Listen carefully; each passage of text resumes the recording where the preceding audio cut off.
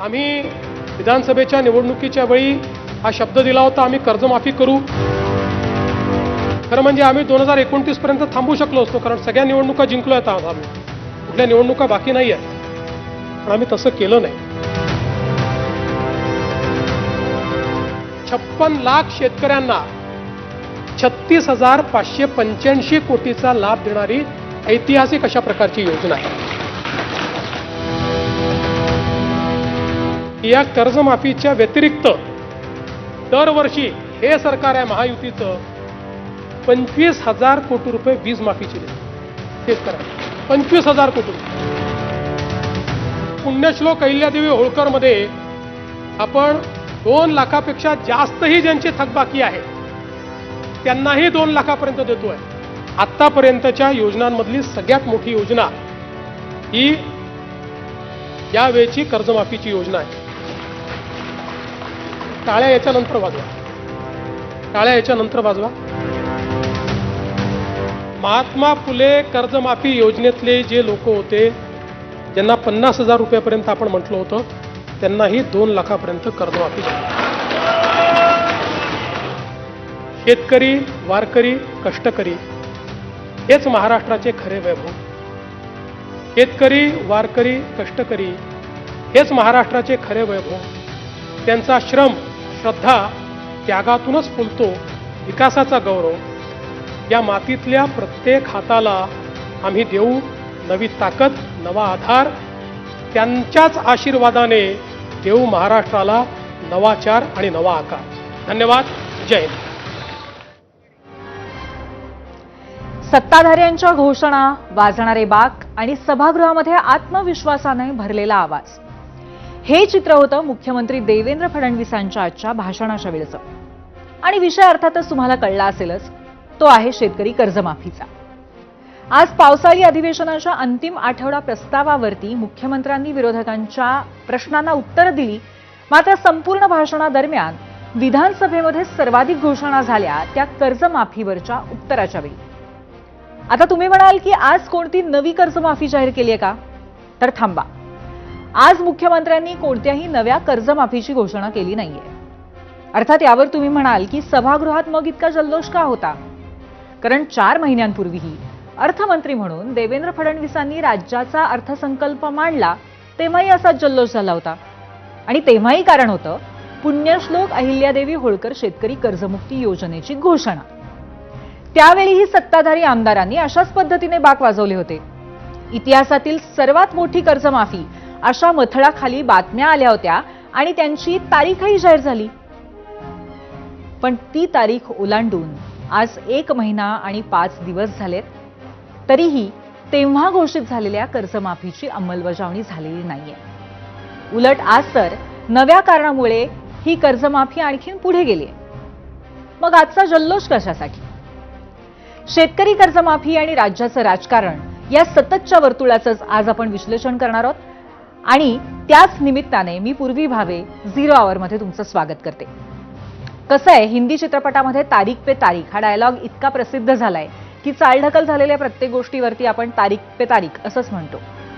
आज हा संवाद ओठांवरती येण्याचं कारण आहे पुण्यश्लोक अहिल्यादेवी होळकर शेतकरी कर्जमुक्ती योजना.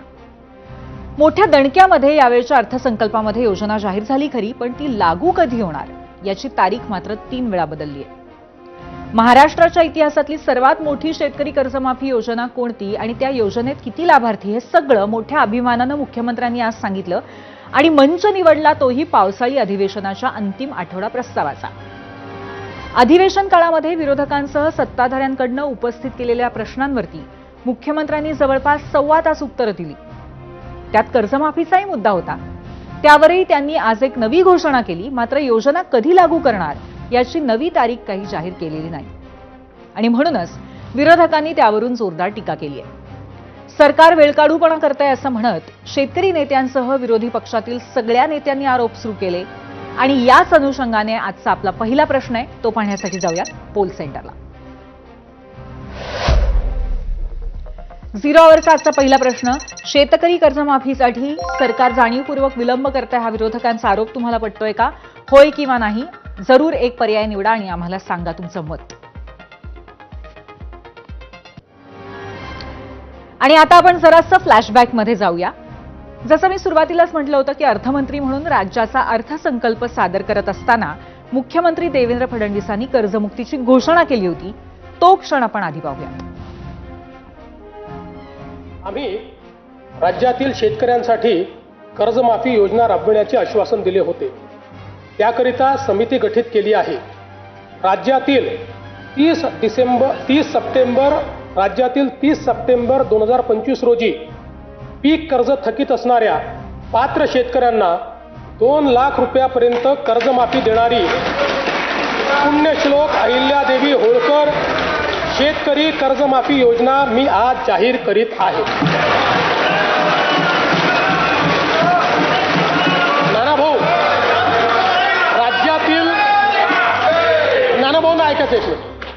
राज्यातील 30 सप्टेंबर 2025 रोजी पीक कर्ज थकीत असणाऱ्या पात्र शेतकऱ्यांना 2 लाख रुपयापर्यंत कर्जमाफी देणारी पुण्यश्लोक अहिल्यादेवी होळकर शेतकरी कर्जमाफी योजना मी आज जाहीर करत आहे. जे शेतकरी कर्ज घेऊन नियमित परतफेड करतात अशा शेतकऱ्यांना प्रोत्साहन देण्याच्या हेतूने नियमित कर्ज परतफेड केलेली असल्यास अशा पात्र शेतकऱ्यांना 50,000 रुपयापर्यंत प्रोत्साहनपर लाभ देण्यात येईल. फडणवीसांनी घोषणा केली तो दिवस होता 6 मार्च 2026. त्यानंतर राज्यामध्ये स्थानिक स्वराज्य संस्थांच्या निवडणुका लागल्या. त्यामुळे चर्चा अशा रंगल्या की आचारसंहितेमुळे कर्जमाफी लागू करण्यासाठी अडचणी येत आहेत. या निवडणुका संपण्याच्या आतच विधान परिषदेच्या निवडणुका आणि त्यांची आचारसंहिता आली आणि शेतकरी कर्जमाफीची घोषणा आणि प्रत्यक्ष अंमलबजावणी पुढे गेली. पण जेव्हा राज्य सरकारकडनं कर्जमाफीची घोषणा केली गेली तेव्हा कर्जमाफी लागू करण्याची तारीख जी घोषित करण्यात आलेली होती तीही आता उलटून गेली आहे. त्यानंतर दिलेली नवी तारीखही उलटून गेली आहे. मी नव्या तारखा असं का म्हणतेय ते समजून घेण्यासाठी जरा आपल्या कृषी मंत्र्यांचं बोलणं ऐका. या राज्याचे मुख्यमंत्री यांनी आपल्या सर्वांना माहित आहे की पुण्यश्लोक अहिल्यादेवींच्या नावानं या वर्षी शेतकऱ्यांची कर्जमाफी ही त्यांनी जाहीर केलेली आहे. आणि येणाऱ्या शिंदे साहेब बोलू का, वहिनी बोलू का, येणाऱ्या 8-10 दिवसात बोलू का? मी कृषी मंत्री म्हणते, तुम्ही जाहीर करायचं, पण आता जरा कृषी मंत्री असल्यावर थोडं थोडं बोललं पण पाहिजे. त्यामुळं येणाऱ्या 8-10 दिवसात जी आपल्या मातेच्या अहिल्यादेवीच्या नावाने जी कर्जमाफी आहे येणाऱ्या 10 दिवसामध्ये ती कर्जमाफी केली जाईल. हे माझ्या शेतकऱ्यांना आजच्या कार्यक्रमाच्या निमित्तानं आदरणीय शिंदे साहेब, फडणवीस साहेब, वहिनींचा त्यांची परवानगी घेऊन आज आपल्या सगळ्यांना सांगतो. 56 लाख शेतकरी आणि 36,585 कोटी रुपये एवढा निश्चित प्रकारे या कर्जमाफीमध्ये माझ्या शेतकऱ्यांना लाभ देण्याचा प्रयत्न या राज्याचे मुख्यमंत्री, दोन्ही उपमुख्यमंत्री हे यांच्या माध्यमातून होईल. साधारणतः 30 जूनपूर्वी आपल्याला माहिती आहे की जे शेतकरी 2 लाखाच्या आत थकबाकीदार आहे, ज्यांना 2 लाख त्यांना ताबडतोब आणि प्रोत्साहनपूर्व आपल्याला माहिती आहे की जे रेग्युलर शेतकरी कर्ज फेडतात त्यांना 50,000 रुपये 30 जूनपूर्वी तर अगोदर पहिल्यांदा आपण सुरुवात करतोय. साधारणतः 30 जूनच्या अगोदरच कर्जमाफीला सुरुवात होईल आणि त्याचा लाभ निश्चित शेतकऱ्याला होईल. थोडक्यात कृषी मंत्री दत्तात्रय भरणे असोत किंवा खुद्द मुख्यमंत्री देवेंद्र फडणवीस असो, महायुतीच्या अनेक नेत्यांनी गेल्या 3 महिन्यामध्ये दिलेल्या तारखा कायम पुढे ढकलल्या गेल्या आहेत आणि आजही तारीख पुढेच गेली आहे. पण तरीही विरोधक मात्र सरकारचे आभार मानतायत. कारण आजच्या भाषणामध्ये मुख्यमंत्र्यांनी एक मोठी घोषणा केली. ती होती एका अटी संदर्भातली. तीही पहा. महात्मा फुले कर्जमाफी योजनेतले जे लोक होते ज्यांना 50,000 रुपयापर्यंत आपण म्हटलं होतं त्यांनाही 2 लाखापर्यंत कर्जमाफी झाली. आणि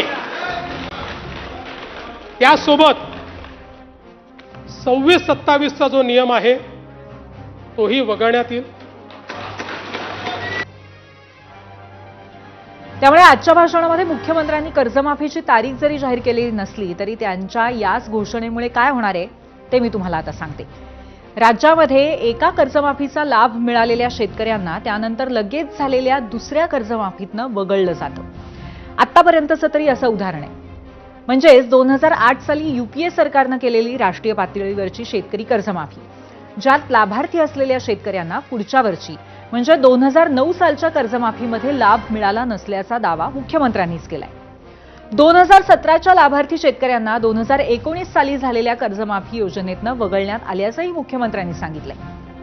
हे सांगत असतानाच यावेळी मुख्यमंत्र्यांनी 2019 साली ज्यांना कर्जमाफीचा लाभ मिळालाय, मात्र आता त्यांच्यावरती पुन्हा शेती कर्ज आहेत, अशा शेतकऱ्यांना जर यंदाच्या कर्जमाफीचा लाभ हवा असेल तर त्यांना किमान 50,000 रुपये भरण्याची अट ठेवली होती.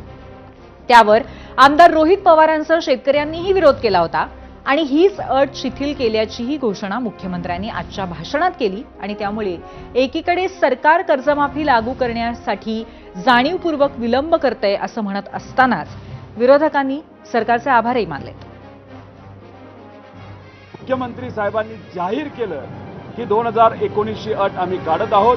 सर्वांनाच 2 लाखापर्यंतची कर्जमाफी होणार आणि जे रेग्युलर असणारे शेतकरी, जे 14 लाख शेतकरी असतात, त्यांना 26-27ची जी अट टाकण्यात आली होती ती सुद्धा काढणार असं जे घोषित केलं.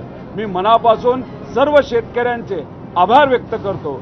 ज्या लोकांनी आंदोलनाला पाठिंबा दिला त्यांचे आभार व्यक्त करतो, या सरकारचे आभार व्यक्त करतो आणि मुख्यमंत्री साहेबांचे सुद्धा आम्ही शेतकऱ्यांच्या वतीने त्या ठिकाणी आभार व्यक्त करतो.